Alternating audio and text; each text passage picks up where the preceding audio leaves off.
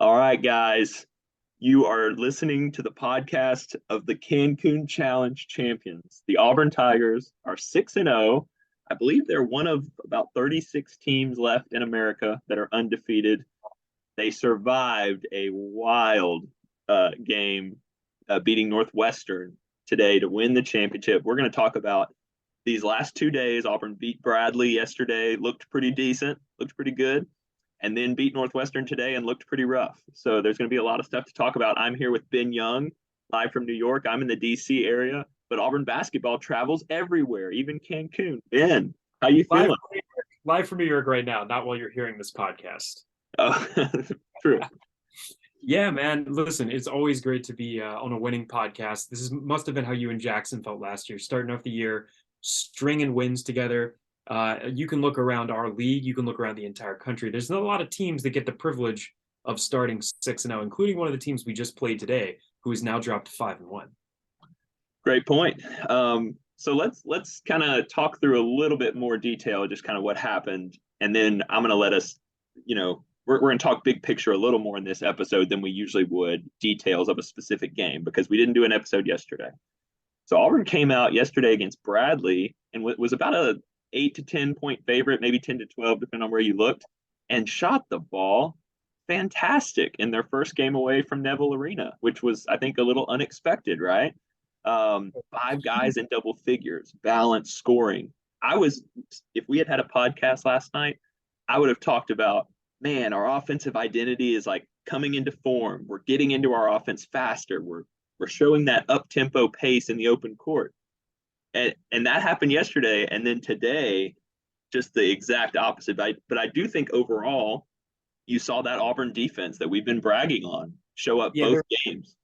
there are two things that really stood out that were overall net positives to take away from this tournament. The first of which is our stellar defense. We held Bradley to 3% from the line, which is below, I believe, their season average coming in. Their only way to win that game was to shoot the lights out from three, and we held them to pretty average, pretty good numbers there. And then tonight against Northwestern, holy cow, did we have a defensive effort for the ages. There were no fast break points allowed in the entire first half by either team, but that's a huge deal for Auburn given how many turnovers we had. We held Northwestern to 8.3% from the 3-point line. They were 2 of 24. Unbelievable. And the thing I've kind of told a lot of friends watching this team, a lot of people are going to focus on Auburn's shooting or lack thereof. And honestly, we've talked since the preseason about that is going to be the thing that kind of follows this team around as a key indicator for how good they can be. But what helps winning is when you shoot badly, you make the other team shoot worse. And that's kind of what happened at all three levels against Bradley yesterday. Auburn outshot them from the field, from three, and from the free throw line. I'm not looking at Northwestern stats, but I know we outshot them from three. Oh yeah, I just had those up. I went back to Bradley though. Let me pull this up. Yeah, we're kind of talking about both games, so we may be a little scattered here more than usual. But yeah, Northwestern shot 25% from the field. Okay. And we were 26% from the field, so we just barely got them there. And they did beat us from the free throw line in this game. They shot 75% from the free throw line, but we still hit a respectable 66.7. I've been on the record all season saying if we hit 70% of our free throws, we are unbeatable as a team. We didn't hit that number tonight, but we were pretty close. And more importantly, we hit big ones down the stretch. KD Johnson, 7 for 7 from the line. He hit more than half of our free throws. Janai Broom, 3 of 4 from the line. That's huge. Zeb Jasper got fouled on a big time 3-point play. He went 2 of 3 from the line. That's huge. And you can see that that's what was one of the key factors in making a difference down the line. And then against Bradley, we were just outstanding from 75% from the line. Yeah. Yeah, 15 of 20. We had Alan Flanagan hit all 4 of his. We had Janai Broom again go 4 for 5. A lot of those being 3-point plays, which just really helped stretch the lead. So you can kind of see there's a sweet spot for us in that between 65 and 75% range where it's going to make the difference for us in a lot of these close games. Well, and look, if you tell me any time that Auburn's going to, shoot 47% from three, I'm going to feel real good about our chances because that's just not who we are through 6 games. The Bradley game was really the only one where you really saw the capability. We have a lot of guys who can make threes. It's not that we don't have players that can, it's the consistency. And you really saw in the Northwestern game. I think the part Auburn's going to struggle with is getting really quality looks for those guys. Jalen got a lot of quality looks today against Northwestern and hit a fair share of them. And I think And that's honestly, what Auburn's going to have to get to. yeah, Wendell didn't hit any of his in this game in particular, but that was going to be my other big takeaway. Besides the defensive intensity, which did not lag in either game, it wasn't as rewarded against Northwestern in part because they're a little bit longer, a little bit more experienced of a team. But our shot selection, we shot less shots overall than either of the teams that we played. So that goes to show that we are able to score efficiently. And this team just looks older than last year. There's a lot of similarities between this team and last year's team. But one of the differences are patience and our shot selection. Great point. And I think maybe shot selection is a good thing to talk about, right? Especially coming off with, we're recording this right after the Northwestern game. So we're going to probably focus a little more on that because I think we learned more from it, both good and bad. This was the first game that Auburn was like in a dogfight. They were down 6. About halfway through the second half, they had what I called the slowest 10-0 run ever that took 5 minutes of game time or something because nobody could score. But they took the lead back. They actually lost it again. And then some guys made some key plays. So I did want to point this out. The shot selection, we'll put a pin in that. We'll come back. I was fascinated to see what Bruce did when everything was on the line. And this was the first time we saw it. And here's the thing that happened. Katie played over Zepp, which is different from the starting lineup. Flanagan played over Chris Moore, different from the starting lineup. Flanagan ended up with the game-winning points on a play that Wendell created. I do think we have to give Wendell Green credit. Brutal game, about as bad as it gets for him today. Northwestern did a really good job of guarding him, but he hit a jumper, a tough mid-range jumper, to kind of give Auburn the lead one time, and then he forced a steal. Northwestern had the ball with 50 seconds left, and they were going to run the clock down and potentially turn that into just 2 possessions left in the game. He steals it, doesn't get a foul call, but Flanagan picks it up, takes it the other way. The other thing is they played. Oh, just real quick, because just add one more thing to Wendell's game tonight, because on a night where we seem to be struggling in a lot of elements of the game, Wendell Green had 10 rebounds tonight. Wow. How often do we see a 5'11" guard bring in double-digit rebounds? That's some hustle on defense. There were a lot of missed shots. There was a lot of opportunities for those rebounds today. But he made a couple plays late that were really big. And then we put Cardwell in on that last possession over Broome, which I thought was an interesting play for defense. I agree with that decision. But I just thought that was noteworthy. So you got a glimpse of how Bruce kind of sees this roster right now at game 6 of who he would play when all the chips are down and when you got to go make a play. Yeah, and it came back to a lot of veteran guys that are from this. You saw this a little bit early in the Battle for Atlantis last year, where some of the newer guys hadn't quite found their roles yet. We had some great plays from both Jabari and Walker, but when we needed a basket, we went to Katie Johnson. Yeah, he was really who took us to overtime in that UConn game and nearly won it for us. But it was very interesting veteran Auburn men lineup to finish that game, and we reaped those benefits. Well, let's maybe talk through looking at. Well, okay, actually, I want to give you the floor. What did you see with our shot selection and our offense in general? Like, what everybody was frustrated on Twitter. I was looking around. Everybody was ticked off. What were you seeing? What were you thinking during the game? And how can Auburn take this experience and push it forward as they return home on Sunday? So there were a lot of open looks that we manufactured from 3. I feel like in a lot of our games last year where we really struggled shooting in this way, it was a lot of Wendell and KD doing that pull-up 3 game, trying to shoot us back into a game. And the nice thing about the way our defensive effort worked, we were never really out of this game. It was always just close. It was trying to stretch lead. It was trying to snatch the lead back. And so we waited on a lot of those open looks. We didn't take a ton of early in the shot clock long shots. We did stay a little bit patient. And going back to the Bradley game, Wendell Green really waited a long time before getting himself involved as a scorer in that game, and then he really came alive in the second half as the team was a little bit more exhausted, and he was getting to actually get the kind of shots that he wanted to take. Particularly against Northwestern, one of the guys that we were really able to manufacture great looks for was Jalen Williams. Mm. Very few 3-point shots that went in were contested. They were open looks. We were rotating the ball well. That was the shot we wanted to take. And it's tough when you put yourself in that position and you don't make it. But when you have a guy that's going to hit those shots, that's exactly what you want to see. And it was the same way for a lot of our inside game. I don't know what was going on with Janai tonight. He seemed so much slower than he did against Bradley. And I don't think that had anything to do with the fact that Northwestern is a more talented team.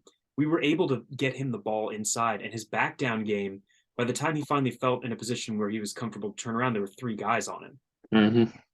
Ball back out. I don't know. I'm not as much of a defensive basketball guy. So did you see something in the way they were playing their zone that allowed them to collapse so effectively against our inside play? Well, I think it was very clear, and I think a lot of teams are going to do this. They really focused on Wendell getting downhill, and they were going to send a lot of bodies at him and not let him beat them and make Auburn shoot from the outside. They were willing to give up a lot of those, mid-range 3-point shots. Like you said, I actually didn't think our shot selection and our looks in the first half were that bad, but we only scored 19 points.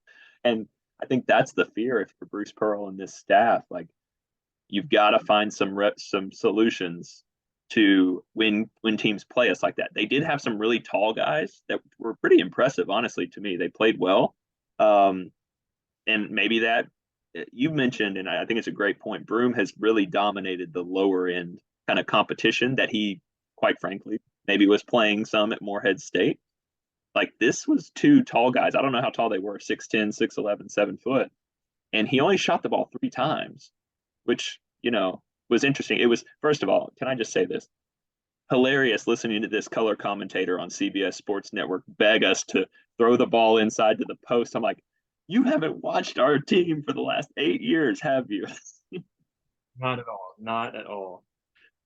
But also, again, like that was the crazy part was we set up some really good situations, more for Broome than for Cardwell. I wish we let Cardwell try to establish himself a little bit more. But we got Janai into that low post position and we're able to feed him the ball. Just they collapsed the defense so quickly.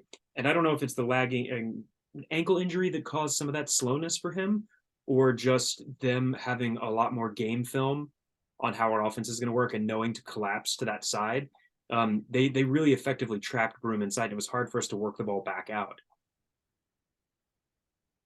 So the only other thing I would mention that I might have seen, I think they did a great job of playing pretty physical. Obviously, the officials, college basketball officials have fun night to night trying to figure out what they're going to call, how they're going to call it. I think Auburn was on the bad end of especially a few sequences at key points in the game, but that's part of it. I thought they kind of, I think Auburn's going to have to be the more physical team almost every night this year. And tonight was one of those games where I don't know if they kind of had to really ramp up their physicality as the game went on. I think they rose to that challenge. But if you watch Big Ten basketball, it's hilarious that I was making fun of Wisconsin before this game for winning a game 43-42. And then we go out and win 43-42. This was a Big Ten battle. Northwestern's not a great team. I was joking in our group text of how excited I was. I just like winning basketball games because I remember what it was like to lose all the time. But no, this was a rough game, and Auburn was very fortunate. I just want to point out 2 things. If I told you before the game, Ben Young, that Auburn would lose the turnover battle by 6, they would shoot 26%, below your free throw target, only have 4 fast break points. Like, these are all the things that Auburn does well. So everybody's going to be frustrated, rightfully so, about this performance. I just think people need to understand, like, it is so rare that an Auburn team could get this win. And the only way it could have worked was incredible effort and great half-court defense for most of this game. And I think... And let's talk about one more incredible stat from this game. We were outblocked tonight. I don't know when the last time we were outblocked as a team was. Northwestern finished with 8. We only had 6 blocks as a team, so we were outblocked tonight. But the answer for us is a lot of what you talked about earlier. We out rebounded them 44-36, and we out assisted them. So talking about our shot distribution, assists come from being able to set up good plays and being able to get the shots that you want. You are getting the ball to a guy that you are certain is going to score. And we were able to do that in a lot of really key ways. And that is how a savvy veteran team survives an ugly, ugly basketball game. Unbelievable. We made 13 baskets the entire game. 7 assists on that's pretty good, but unfortunately we just didn't make a lot of them. So I think if we were going to talk MVP, and I've kind of pivoted in as we've talked, there were 5 guys in double figures against Bradley. Like Flanagan played well, Jalen played really well, Wendell had 14 points on 10 shots, and really I thought controlled the action the way we want to see him, which is why it's alarming the next day to see him struggle so much. So for the Wendell, I'm pretty sure Jackson would be on here. This is what he's worried about. This is what we would all be worried about, right? If we can't have Wendell Green play this way against quality opponents and have a chance to win the way this roster is constructed, I think we all know that. But overall, the Cancun MVP has to be Jalen Williams, right? No doubt. And Wendell, I don't want to call him garbage time points, but that's part of been what's amazing to watch about Wendell's maturation this year is we saw this also against South Florida in a game that was a lot closer than the Bradley game was. Wendell kind of waited around for his opportunities. He knew the looks that he wanted to get. And the looks that he got early against Northwestern were not bad.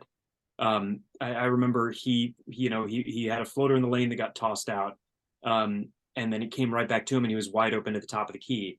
I didn't want him shooting that 3 that early, but you're right. That's not a bad look. And that's a shot that you would want him to take. Like Wendell, if you're open at the top of the key with nobody in your face, that's normally a great time for him to take a 3-point shot. And he was, I believe, 0 for 7 in the first half and finished. Hang on, I got to pull it up here. I think he finished 2 for 9. 1 overall. for 9. 1 for 9 overall. So I think Wendell did most of his quote unquote damage to us with his shot selection early in the game. And unlike a lot of games where you would see him try to force his way back into the momentum, he settled back into the role of being the guy that distributed the ball, that had the pass going well, and that tried to work the ball to either Jalen or Janai or Dylan a couple of times at the top in some of that pick and roll stuff, rather than trying to force his way into a shooting night when it's clear he's not having one. And I think that's a big difference from last year. Well, it's a great point, and I do just want to throw out again.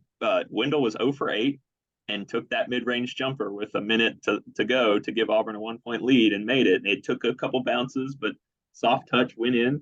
And if Wendell can make those plays at the end of the half and then the game with that steal that he created to really win us this game, that's what you want out of your point guard. It is. I agree with you. He has been doing the volume shooting is what we don't want to see from Wendell. We want timely, efficient shooting, and he's been much closer to that so far this year than we've seen in his career earlier. Oh, yeah. But going back to your MVP discussion, taking into account the Bradley game, it is a little bit more challenging. We saw some faces show up that didn't show up in other games. Flanagan showed up again against Bradley with 12 points. Flanagan had some really big moments against Northwestern as well, including the game-winning bucket. Yep. That put us ahead by 1. Yep. But, we got the value out of him that we needed against Bradley for sure. I would argue we got the value that we needed against him or against Northwestern from him tonight. I mean, efficiency-wise, yes. He had a few too many fouls, but he didn't shoot us out of the game. He didn't draw a lot of ugly charges and force a lot of turnovers. He really filled that Chris Moore role of I'm going to come in and I'm going to give you value out of this position. Yep. Far and away the most consistent guy both games. He's your boy, Jalen Williams. Some people are saying it's Cancun Jalen or whatever, but I think it's just me being back on the podcast. He's been pretty good in the last few games. I'm not going to brag about Jalen too much. Everybody knows how I feel about him. It's not the scoring. I mean, you can look at this. I think it's the first time I've ever seen him have the most shot attempts in a game because he's just usually very efficient and doesn't force his shot ever. Bruce was calling his number a lot. You asked for it early in the game when things were struggling. Can we get Jalen in that pick and roll game? And he was getting that pick and pop 3. He hit 3 3-pointers, but more than that, he did hit some shots tonight, which was really helpful in a night where most people weren't. But he had 2 blocks. He was good on defense. He had some loose balls. He took a he tied somebody up at a key moment. He got a jump ball that got us a possession. He blocked a guy incredibly at the rim at the end of the first half. It's all those little things that Jalen does that makes him such a valuable player. And we can have this discussion later with the lineup, but at this point, from what you've seen out of Johan and Jalen, I mean, it's pretty clear that right now, Jalen has just really solidified that power forward position where Johan's at right now. Oh yeah, especially when it comes to his ability to drive in the lane. And like you were talking about with that pick and roll game against Bradley, he was nearly unstoppable. And I think it was the first time we really had him as a power forward come out and go into that pick and roll. And they just didn't have anybody that could defend him. Northwestern did a much better job of that tonight. We manufactured him a couple of looks that got him close inside where he just wasn't able to hit. Yeah. Because they were contested shots. So credit to Northwestern on that level of defense. But I think we're going to see a lot of that out of Jalen, because if he's out there on the floor with Janai or with Cardwell, I think that's who teams are going to be expecting to be in that role situation. I haven't seen us do that really once with Johan this year. That's a good point. Bruce said after this game, he was talking about Chance Westry specifically, but he said, I think we really need to settle Chance into a position. We're playing him at 3 different spots. For a freshman, it's a lot. Sometimes he does look a little lost. And Johan's been playing a little bit of small bit of 5, mostly 4. And I just, it's easy to forget when you watch a guy like Jabari come in and just be so comfortable and ready to play college basketball. It's not like that for a bunch of elite freshmen. It doesn't diminish their talent. It doesn't mean they're not going to be great players, at Auburn and potentially in the NBA, but not all of them are ready at 18 to come in and especially on a team that's 11 deep with a bunch of old dudes, who have been playing college basketball for a while. I think that's really something to track. We've talked about Johan and Chance, and can they be like an offensive spark plug when we need it? So far, we haven't seen it consistently, but we're going to need that, I think, in a month or two. Yeah, Chance had a pretty rough night tonight, but he also played only 10 minutes, which I thought was both indicative of how much we were struggling and also where Bruce sees him in this rotation right now. Well, and it was hard. I think they tried to go to him a little bit when Wendell was struggling, and it wasn't really going any better. And I think I sent out the nerd stat of the day from Justin Ferguson, who is great. You should all go subscribe to the Auburn Observer to support people who are doing great work. Northwestern is a top 20 defense nationally out of 360 teams so far this year. Now you can, and that's adjusted for the opponents that they're playing. So it's really advanced nerd stuff. So this is a good defensive team. And I think if you were a realistic Auburn fan, I think we all believe that Northwestern played good defense. Auburn could have done a lot better. But I think Chance I think they were a little nervous to give him the ball at point. Even with Wendell struggling the way he was, and that decision paid off at the end. Wendell just has been in those situations and kind of did a couple things to help us survive this one. Yeah, and it's interesting going into the game. Our good buddy Ryan Norman, friend of the podcast, sometimes co-host, had mentioned that we have a real athleticism advantage, and I didn't really see that anywhere on the floor tonight except with KD Johnson. Yep. And it's easy to forget because KD's been around for a while, but he was also a 4-star recruit coming out of high school. But I think part of what made him look so athletic on that floor is the amount of time he's had both in this system and just in the game of college basketball generally. He looked faster than everybody else that's out there on the floor. And I think a guy like Chance can definitely get there. He definitely has the athleticism to, but the game is still a little bit faster than his internal clock right now. Great point. KD, man, I think we have to give him credit. He's not going to get the MVP for today, but he did lead the team in scoring. You mentioned 7 for 7 at the line. And ultimately, the thing about him that's great, we saw it last year time and time again on a team with Jabari Smith, Walker Kessler, Wendell Green Jr. He's just the guy that's not scared, and he doesn't let the way the officials are calling a game, the situation, it doesn't bother him. He's willing to go to the basket, try to get fouled, and finish a shot. And if he can hit his free throws, last year we were all over him, Ben. You listened. You were proud of us probably for talking about his free throws. He hit them tonight, and in a game like this, that is a rock fight. And if you're not familiar with that term, that's a basketball kind of term. In a game that's ugly offensively, we're going to play in 5 to 10 of these games this year. I'm just telling you, it won't be 43-42, but they're going to be ugly. And you want a guy like KD Johnson on your team when you need an energy boost, when you need somebody. We're down 6 in the second half. Nothing's going right. He just launches his body into the lane and gets fouled, finishes a crazy shot. And that's what led to the comeback. And he did that time and time again last year, too. It's easy to rag on him. It's easy to hate on the shot selection. Sometimes he's a little out of control. But you know what? He's faster than those other guys because he plays a step out of control. And I think that's part of what you were seeing tonight. And again, like you think back to the Missouri game last year, the Georgia game last year, a lot of these games where you need somebody that is just fearless and has kind of an out of control ego. Sometimes that's Wendell, and sometimes that's KD. And I think one of the things that's I'm trying to find as many positives as I can about a very frustrating game tonight. But watching both of those guys, they were guys last year who, through either their shot selection or their desire to try to force a play, could spark another team's run because they would go for it 3 times in a row, miss 3 times in a row, and before you know it, the other team's now up 6 because they've just gone down and gotten easy buckets while we're trying to do these hard things. And we're not seeing that from KD and Wendell this year. We're seeing a level of patience and maturity from them that is, I think, all you could hope for, and a trust in the rest of their team. And I think that only happens when you've got a team that's 11 guys deep. Absolutely. Absolutely. We've talked about it time and time again. Now, did we see that depth? Not a ton. Did we see that athleticism? Maybe not in this game. And I do want to repeat, I think Northwestern deserves all the credit in the world for playing against our defense. They didn't shoot the ball. They shot the ball terribly because we're a really good defensive team.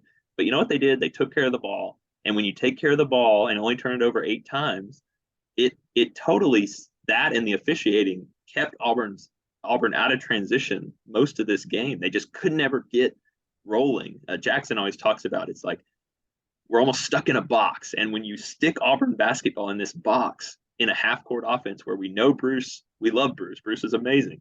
But will Auburn ever look like the cleanest half court offensive team in the country? No, not even close. And Northwestern, for all they did wrong, for the missed shots, they did a great job at controlling the pace, the tempo, and the style of this game. And but it says a lot about Auburn that they survived it and adjusted to it in a way. They settled into that fight and they defended like they had to defend all night to have a chance to win this game. So before we talk about what we're looking at going forward, I think we can go ahead and say it's Mr. Cancun for both games. We're going to crown Jalen Williams the MVP, ladies and gentlemen. Yes. I'm so glad I didn't force it in the other episode we did. This was well deserved. I'm just glad to see Jalen getting the minutes. He played 28 tonight, which is a ton. He's kind of established himself as deserving to be in that top 5 group at the end of games, to start games. He's playing great. I would encourage all the fans, like, don't fall in love with just the fact that he's hitting some threes. Go watch these little plays that Jalen Williams makes throughout a game. They will make you appreciate him so much more. His passing, his willingness to take a charge, his help defense, the blocks, just all these little things in a game that you don't think matter until you get in a game like this, where every possession, every little thing matters. So he's the MVP. He got the team MVP tonight, too. We're looking at Twitter and stuff. They've started giving out a little award of their own as a team. I don't know if you've seen that on Twitter. And stuff. So Jalen got a little trophy he was showing off on Instagram tonight. A couple other MVP notes before we move on. AU Bear 11885 on Reddit says there should not be any MVPs tonight. Well, I agree with you in a sense, but I love Jalen so much. I'm glad we gave it. One other one. Hang on, I got to go back to it. This is funny. Jay Lowry, a guy who's listened to us for a while, he said he voted himself for MVP because he sat here and watched that game for 2 hours. So really, if you watch this game for 2 hours, you might be deserving of a jungle MVP someday. I think it's time we give the fans their MVP. I could hear Auburn chants in that stadium, or that ballroom, I think is what they wound up calling it.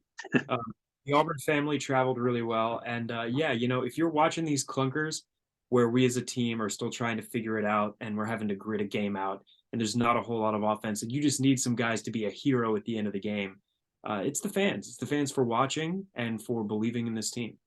Great point. I'm glad you mentioned the fans there. I mean, it's just, again, you have these little check marks as a program, right? Like, we went to Cancun in a tournament that honestly, nobody cares about. Jackson was mad we didn't play in a bigger tournament.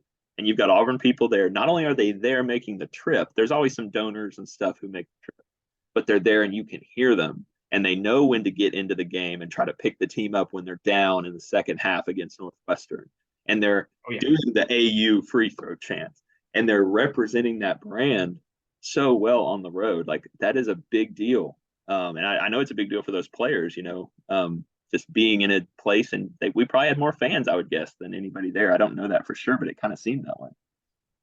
And the other thing you've got to remember too about a lot of these early season tournaments, there's usually a couple that have some really high profile teams. There was like the Champions Challenge this year with Michigan State and North Carolina and Gonzaga and Kentucky. And in some of these more mid-tier tournaments, that's really about giving the young guys a chance to go out and travel and experience different places. You only ever hear about these tournaments when the expected team loses. And we were that team this year. Auburn was the team that was expected to come in and win this tournament, probably win it a little more handily than we did. But you would have heard about it from a brand perspective if we had lost this game. Yeah. Nobody's really going to remember that we won this game, but Good. it would have been if we lost it. Great point. And I think we still have to, again, just watch college basketball, right? Like every night there's crazy stuff happening. We've talked about it a lot on the podcast. Auburn was only favored to win this game by 5 to 7 points on the point spread, if you kind of use that as a gauge. Like this was not going to be a blowout. This is a Power 5 opponent on a neutral site. It shouldn't have been as ugly as it was. Auburn didn't play nearly up to their potential. But you know what? I bet Northwestern is saying, hey, we shot 2 for 24 from three. Like if we had just hit one more 3-pointer, we could have easily beat number 13 Auburn. You're right. We definitely have a target on our back. The thing people don't realize about basketball until you start following it, teams like Northwestern desperately want a win like this for their resume in March if they can just have a decent season in the Big Ten. So Auburn, as with a top 15 ranking, with winning the SEC, all the stuff that they're doing, it's going to ratchet up those smaller opponents. Like, man, if we could get Auburn, like there's a prize on Auburn's head, which is so weird to say for our basketball program. Yeah, we get to experience it a lot in real time last year when we finally achieved our first ever #1 overall ranking. That was the real target. But you've got to remember that as a brand, we are now one of those teams where a win for Auburn means something, not just in that game, it means something for you in March. Definitely. Well, anything else from the two specific games that we want to touch on before we maybe get into some lineup stuff and what we think moving forward?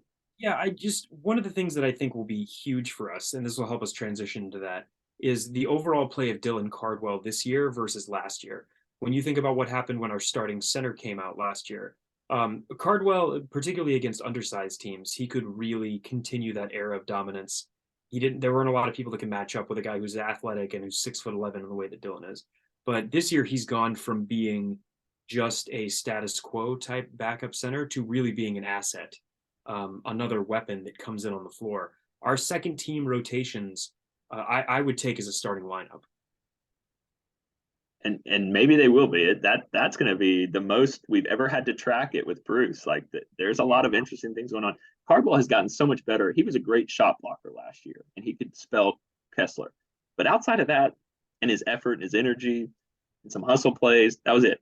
Now you're seeing him like tremendous form, jumping for offensive rebounds, battling for balls. He's finished some inside. He's hit a couple shots. He's turned around, gotten around somebody, dunked on him. Like he's added so many layers to his game. He just he's stronger, he's bigger, he's more experienced. And I agree. I think any given night, I really truly believe he could play right with Janai Broom or maybe outplay him some nights. Like tonight, he probably outplayed him a little bit. And that's great to have those two guys playing. Oh yeah, and I think in key situations, you made it. It was a great point to say that who was going to be on the floor in the key situation there. And one of the things that Dylan has really evolved in his game is being that eraser that Kessler was last year, where when he comes into the line, our outside guys are a little bit more aggressive because they know if I can funnel them towards Dylan, Dylan is going to clean that up. And so I think that was what Bruce was intending a little bit towards the end of that game. Janai is not quite as polished as a defender as he is as a scorer and rebounder, just in our system yet. My hope is that will continue to evolve over the year. You saw him really assert himself against Bradley. A lot of that was a size mismatch, but it's also really seeing Janai be healthy and figure out where he kind of fits in that 5 spot on our team. But right now, Dylan really is that eraser that we had in Kessler last year, where guys actively want to funnel you towards him because he will defend so much of the floor and really force your shot in a direction you don't want it to go. Well, and how about him on the perimeter? I mean, I think Jackson pointed this out a couple games ago. No one should be trying him on the perimeter. When he gets switched onto you, a small guy, don't even try it. And I think that more than anything might have been why he's on the floor for that last defensive possession. Because even if he gets switched on a point guard, I'm good. Like I'll let him guard anybody on the other team, and that is a special thing. It's very rare in basketball. Kessler was able to do it some. So that's huge. The other thing I would point out, KD Johnson was the guy defending on ball on that last possession. We have to shout him out for that. Not only the great things he did at the free throw line, attacking, but KD locked that guy up on that last possession and forced an air ball. And shout out to him for that. Again, you might not win the game if you don't have that perimeter defense that KD provided. So that was huge. Jackson's not here, so we don't have to talk about the referees too much. But there was some bad officiating in this tournament. I have some notes from the Bradley game where like the refs missed a blatant kickball on us. They missed a goaltend, and then they did a makeup call on another goaltend that was clearly a block. Just some wildly bad calls. They called a lot of off-ball fouls in this game that really felt like they were inserting themselves into a game. And I respect wanting it to not get too physical because it was clear both teams were getting a little bit frustrated, but it just felt in such a big way like they were inserting themselves into the game in a lot of ways.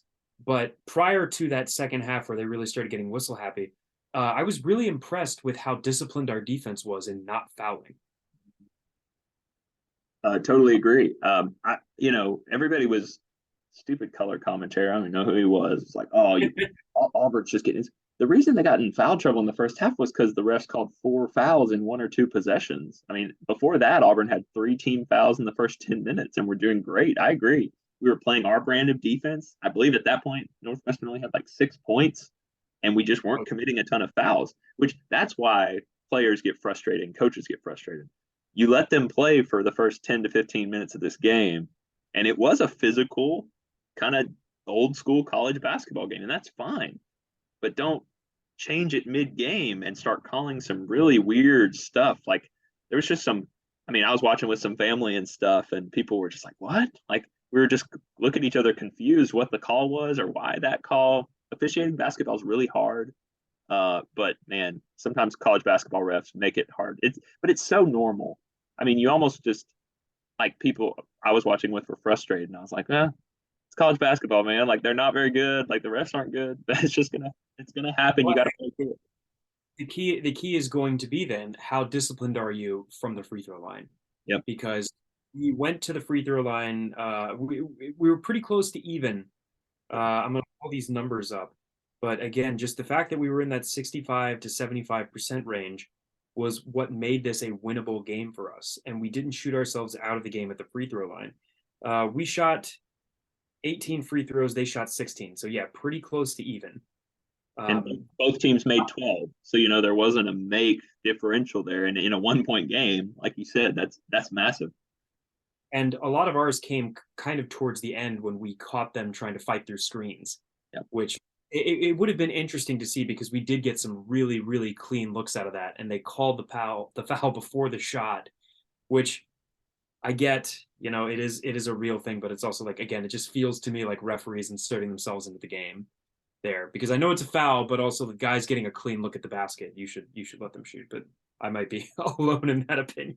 I agree. Nobody likes when the refs get involved. I do think it's really hard how physical some of these games get. Like, man, if you want to watch some bloodbaths, just watch Big Ten basketball in January. I mean, it's just like it is a lot like this game with a little better talent. The Big Ten's a great basketball conference, but it's known for kind of this physical brand of basketball. And man, it's rough. Like I have friends who went to those Big Ten schools, and they just say, like, man, that 18-game Big Ten basketball schedule is like it's like a gauntlet for your players, man. Like the freshmen like die halfway through it. They just can't even get through the first year because it's just so tough there. And there's a ton of good teams in the Big Ten, right? Like that's historic. Yeah, the teams that make it out are the ones that have that center that can really score. You saw Michigan do it a couple years ago with Mo Wagner.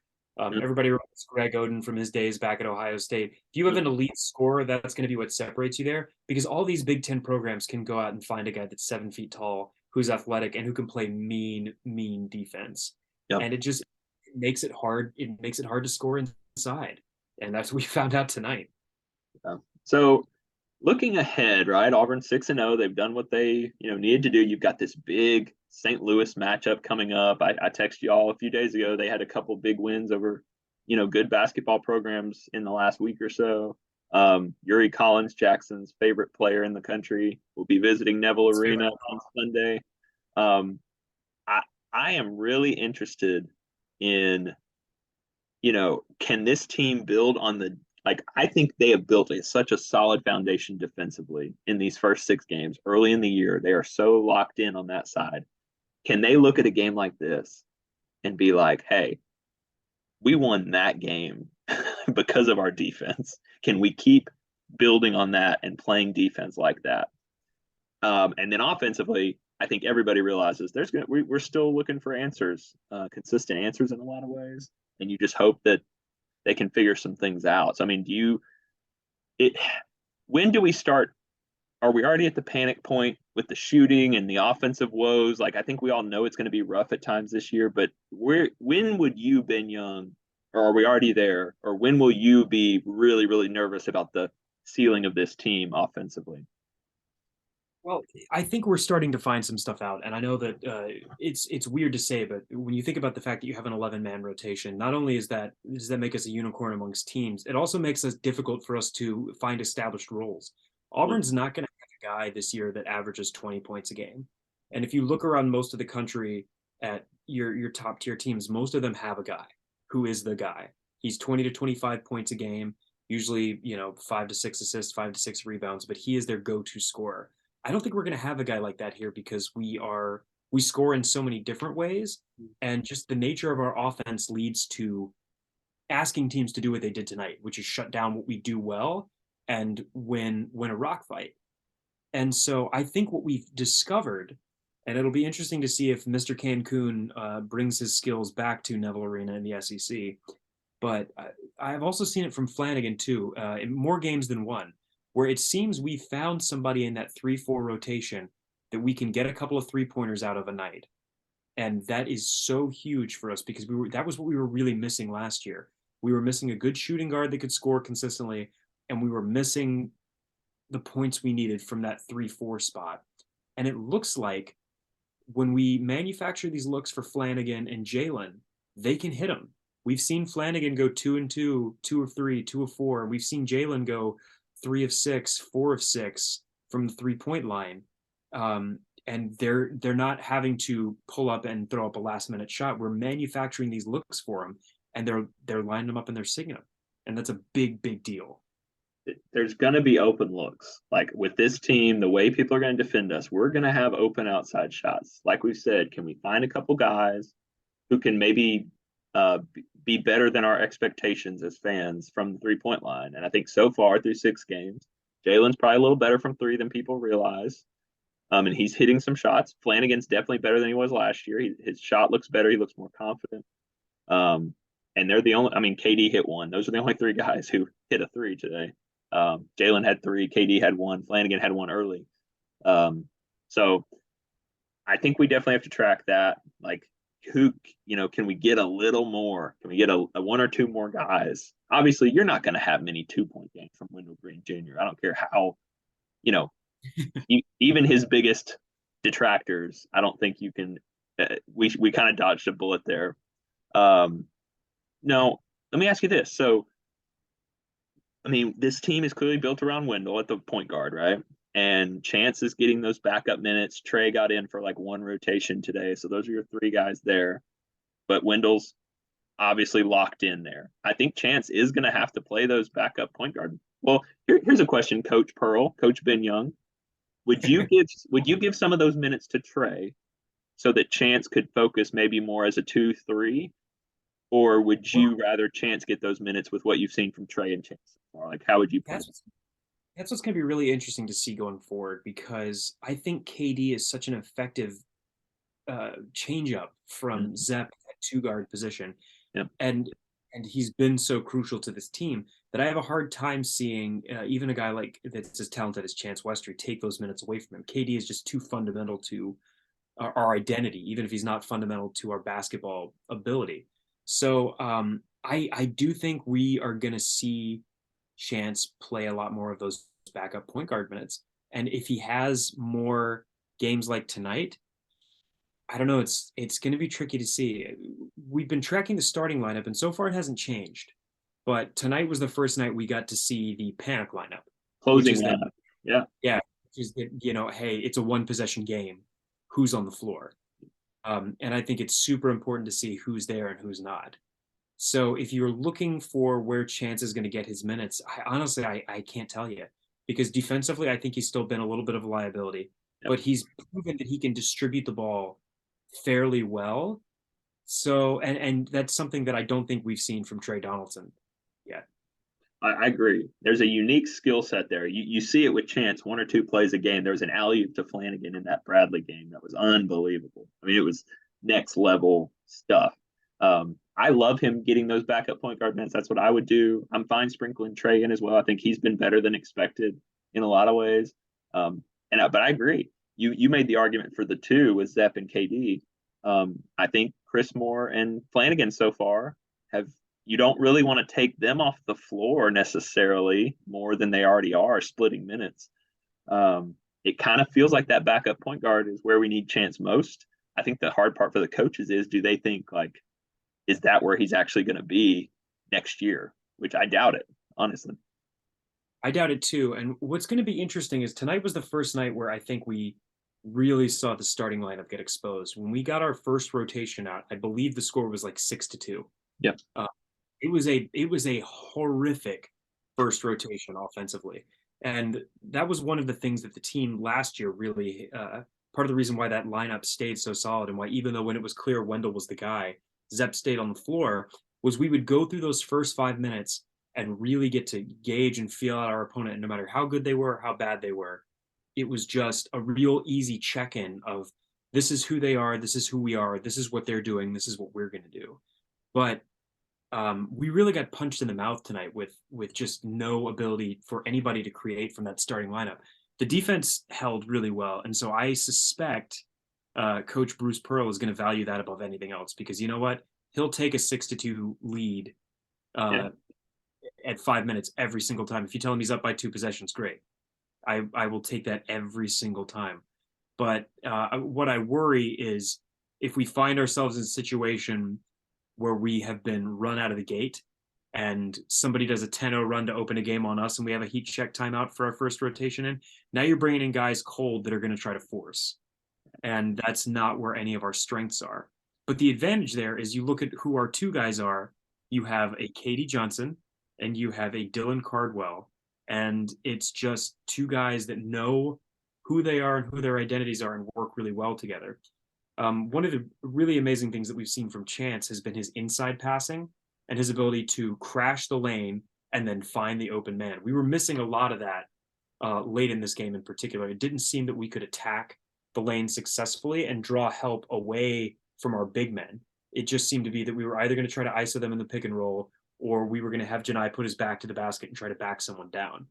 So if we can find a way to activate that through Chance, I think we see a lot more minutes from him. It'll be interesting to see if we just continue to see Zepp at the 2 or if we see him get some more point guard minutes.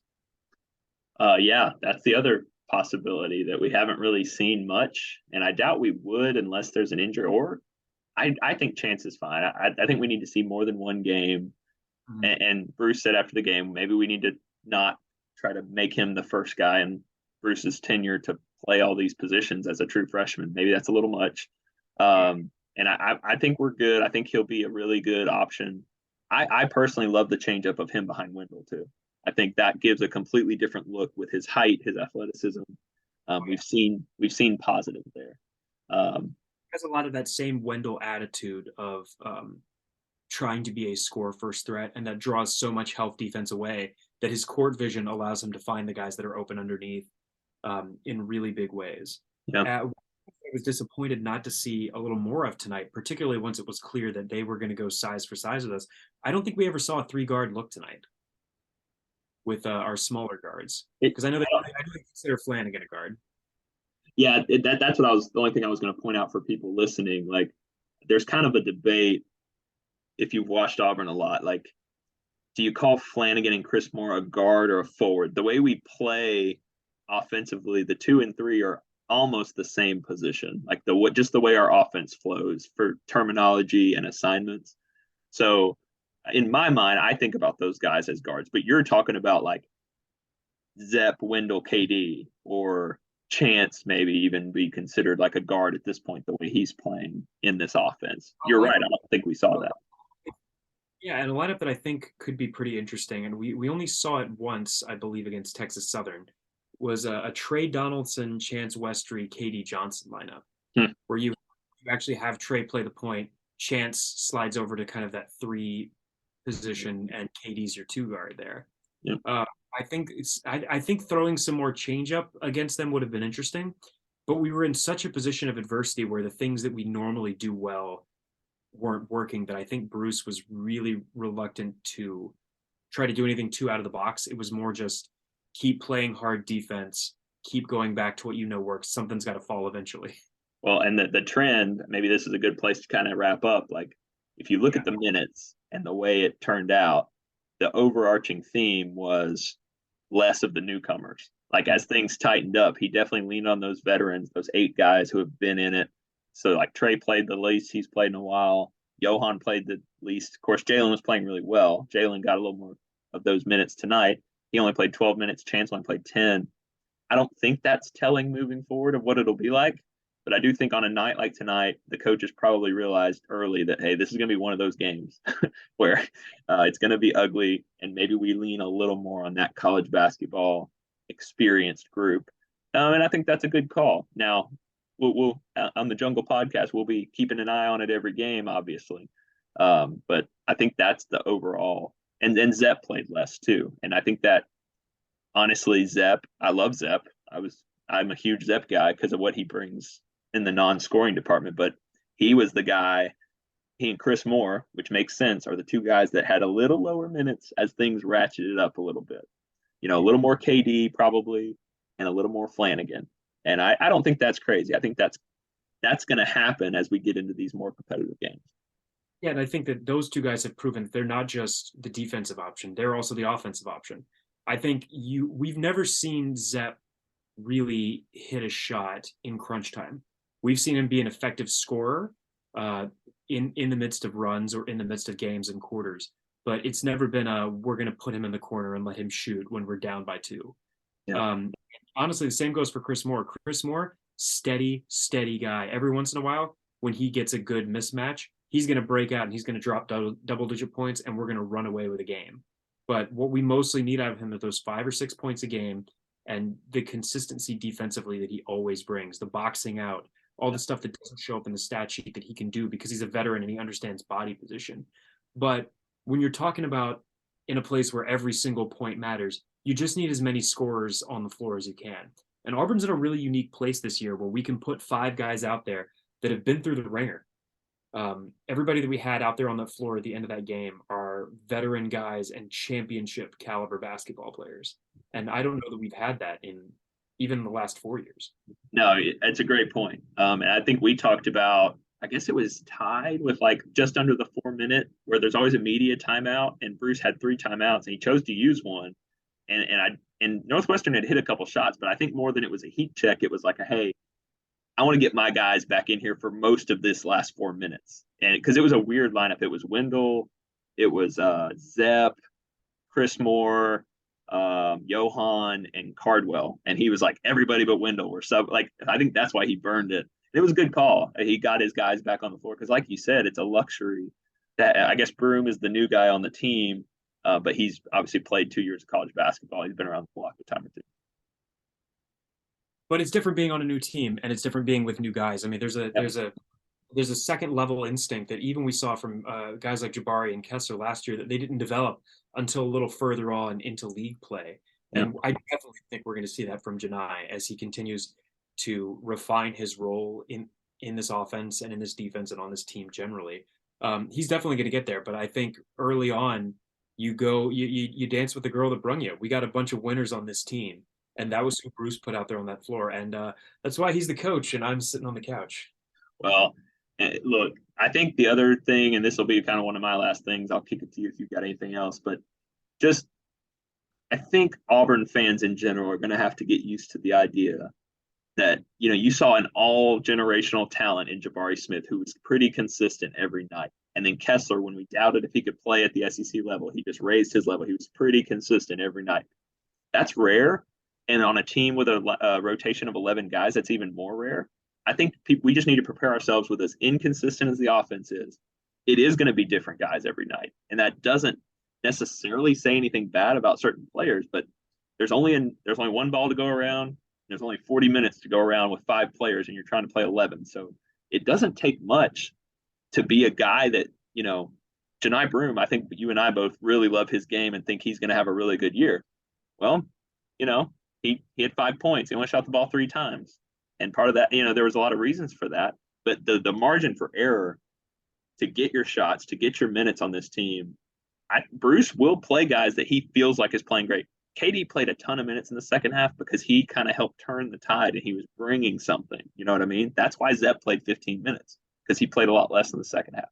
So I think big picture, fans just need to understand, like, Wendell might have some games where he scores 20 and then scores 6. Jalen's going to have, I guarantee you, Jalen's going to have a game where he scores 2 points or 4 points coming up. It's going to happen. Don't panic. That's part of the thing. That's part of the situation when you've got this many guys and your offense kind of stinks sometimes. Yeah, that we're built different in a very strange way. We don't have a Xavier Wheeler. We don't even have an Oscar Tshiebwe type, to go and look around the league where, like, hey, these are going to be our scoring guys. We need 20 points out of each of them, or, we don't even have a shot. Yeah. If you watch that Michigan State game, the difference down the stretch was Oscar Tshiebwe fouled out. They didn't have him at all for that second overtime. And that got Kentucky beat. Whereas if Janai Broome fouls out, next man up is like an all SEC caliber player and would be starting on a lot of teams around the league. So it's a team sport, and the team won today. We had a lot of individual guys that failed, but as a group, they were more than the sum of their parts. They were good enough. They were just good enough, just barely. Well, I'm glad, Ben, you and I think this is our first one doing it together. So we didn't have to talk about the loss. We'll kick that can down the road a little bit longer, hopefully. Be in that no loss podcast. Yeah, undefeated team here. Hope you guys are enjoying, the season so far. Definitely we're getting a little more interaction. Keep that up. Interact with Instagram, Twitter, all that good stuff. Hope you're enjoying the rotation with some different voices, some different perspectives. Ultimately, we're 6-0. Tomorrow's Thanksgiving. Hope everybody has a great day and enjoys that. And get ready. Don't let the St. Louis game sneak up on you Sunday afternoon. This is one of our biggest. I think it may be the USC game, but this is a huge game. This is one of our biggest games until the new year. Oh, yeah. This is going to tell us a lot about where this team is. We faced some adversity tonight, but we didn't face a ton of talent. We're going to face some real talent on Sunday. Yeah, man. Can't wait. Any other thoughts about the tournament? Anything? I don't mean to end there on you. No. It's about that time, as the Auburn basketball fans and family love to say. Ladies and gentlemen, thank you for joining us. If you have questions, always reach out to us on Instagram or Twitter. Don't forget to leave us some comments on YouTube. Throw us a like. If you like this podcast, don't forget to rate us. It'll help other people find us on Apple Podcasts and everywhere else. All right, Ben. Appreciate your time, man. War Eagle, Cancun champs. Jalen, way to go, buddy. War Eagle, Matt.